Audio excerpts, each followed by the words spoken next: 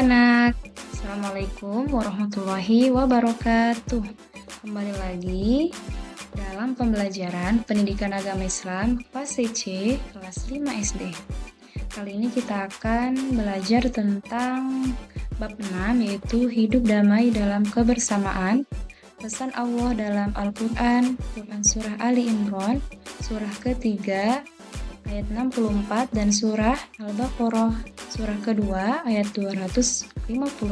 Sebelum kita memulai pada materi kita hari ini, ayo sama-sama kita berdoa agar materi yang kita dapat atau pelajaran yang kita dapat bisa bermanfaat dan juga mudah kita pahami. Bismillahirrahmanirrahim. Rabbi zidni ilman warzuqni fahman waj'alni minas sholihin. Pertama, membaca Quran Surah Ali Imran dan Quran Surah Al-Baqarah. Kedua, mengartikan. Ketiga, menjelaskan isi pokok. Dan yang keempat, menemukan perilaku yang sesuai dengan Quran Surah Ali Imran ayat 64 dan Quran Surah Al-Baqarah ayat 256. Coba perhatikan gambar berikut ya anak-anak soleh. Di sini ada dua gambar. Kira-kira yang pertama gambar tentang apa ya? Ada yang tahu? Bisa angkat tangan ya. Nah, gambar yang pertama betul sekali, yaitu orang yang sedang menggunakan pakaian adatnya masing-masing. Ya, kedua, gambar tentang orang yang bergotong royong. Para masyarakat yang sedang bergotong royong di lingkungannya. Bagaimana pendapat kalian tentang gambar di samping? Kemudian, bagaimana cara mewujudkan masyarakat damai sebagaimana gambar tersebut? Yuk kita sama-sama membaca Quran Surah Al-Imran, surah ketiga, ayat ke-64. Dengarkan baik-baik ya. A'udzubillahi minasyaitonirrajim. Bismillahirrahmanirrahim. Qul ya ahlal kitab ta'alau ila kalimatin sawa'im bainana wa bainakum alla na'budu illallaha wa la nusyrika bihi syai'an wa la yattakhidha ba'duna ba'dan arbaban min dunillah wa in tawallaw faqulu ashhadu bi anna muslimun.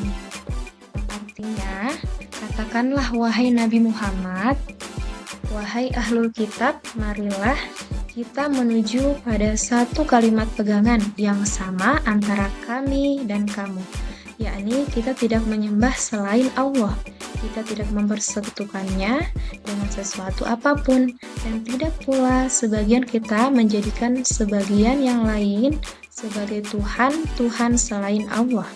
Jika mereka berpaling, katakanlah kepada mereka, saksikanlah bahwa sesungguhnya kami adalah orang-orang yang muslim.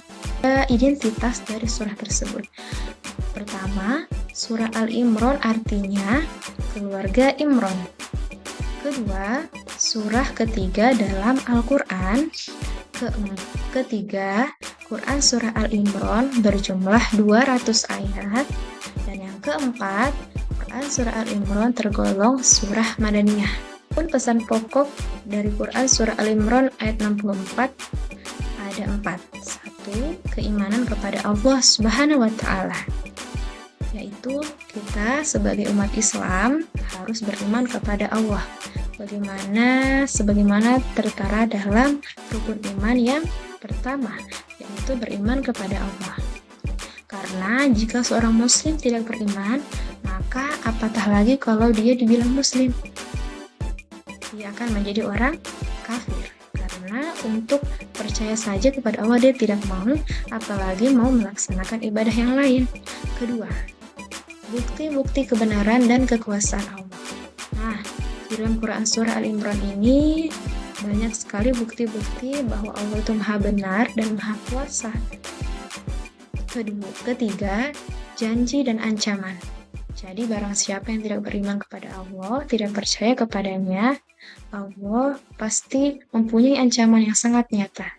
yaitu salah satunya tergolong sebagai orang-orang yang kafir. Keempat, memiliki kisah para teladan. Perilaku yang sesuai dengan Quran Surah Al-Imran itu ada banyak ya. Pertama, persamaan kalimatun sawa. Kalimatun sawa ini di dalam Quran Surah Al-Imran memiliki arti satu, berperilaku santun. Sebagai peserta didik, kita harus berperilaku santun. Apa itu, Bu? Yaitu menghormati kedua orang tua di rumah, menghormati guru dan ibu guru di sekolah, menghormati teman, kemudian di masyarakat menghormati orang lain, orang tua, kakek, nenek, dan lain sebagainya. Kedua, agama Islam memerintahkan mengatasi masalah melalui dialog, diskusi, dan musyawarah. Tidak langsung berkelahi ya. Kalau ada teman yang salah, kita harus menengahi. Kita harus memberikan nasihat dan mengajaknya untuk bermusyawarah agar mendapatkan solusi dari masalah tersebut. Yang ketiga, seorang muslim dilarang untuk mencari-cari kesalahan atau kelemahan dari orang lain. Kemudian perilaku yang kedua, tidak menyekutukan Allah. Nah, ini yang paling penting. Karena satu, perbuatan yang menyekutukan Allah merupakan perbuatan yang dosa besar. Tidak ada ampunan untuknya apabila ada orang yang tidak mau menyembah Allah. Entah dia lupa, tapi bagaimana kalau dia lupa? Maksudnya, entah dia tidak melaksanakan sholat karena suatu apapun, entah dia tidak berpuasa, itu tidak boleh ya. Karena kewajiban kita sebagai muslim harus beriman, melaksanakan ibadah sesibuk apapun. Jadi peserta didik harus belajar untuk beribadah ya, untuk sholat karena kalian sudah waktunya dan sudah wajib untuk melaksanakan sholat. Yang kedua, menyekutukan Allah artinya menjadikan makhluk Allah sesembahan atau Tuhan. Nah, ini tidak boleh ya, karena tidak ada satupun makhluk yang sama dengan kekuasaan Allah. Karena Allah Maha Menciptakan, jadi tidak ada makhluk yang bisa menandingi. Surah Al-Baqarah ayat 256. A'udzu billahi minasyaitonir rajim. Bismillahirrahmanirrahim. La ikraha fid din. Qad tabayyana ar-rusydu minal ghayy. Faman yakfur bit-taghuti wa yu'min billahi faqad istamsaka bil urwah. فقد استمسك بالعروة الوثقى لا انفصام لها والله سميع عليم. Artinya, tidak ada paksaan dalam menganut agama Islam. Sungguh telah jelas jalan yang benar dari jalan yang sesat. Siapa yang ingkar kepada tauhid, yaitu ketaatan dan beriman kepada Allah, sungguh telah berpegang teguh pada tali yang sangat kuat yang tidak akan putus. Allah Maha mendengar, lagi Maha mengetahui. Al-Baqarah itu artinya sapi betina. Yang kedua, surah kedua dalam Al-Quran. 3. Quran Surah Al-Baqarah berjumlah 286 ayat. Yang keempat, Quran Surah Al-Baqarah tergolong surah Madaniyah. Pesan pokok Quran Surah Al-Baqarah: pertama, pokok keimanan.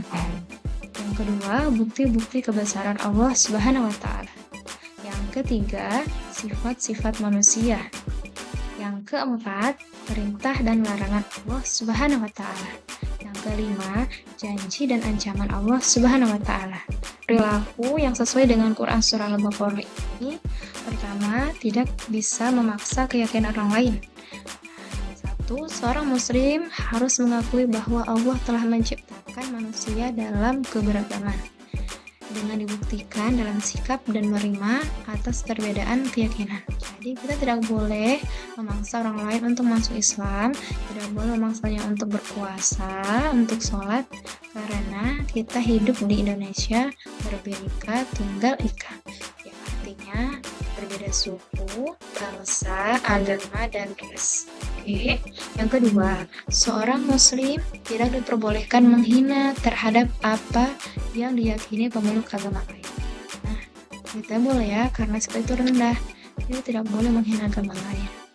Oke, karena Itu sudah menjadi kepercayaan mereka.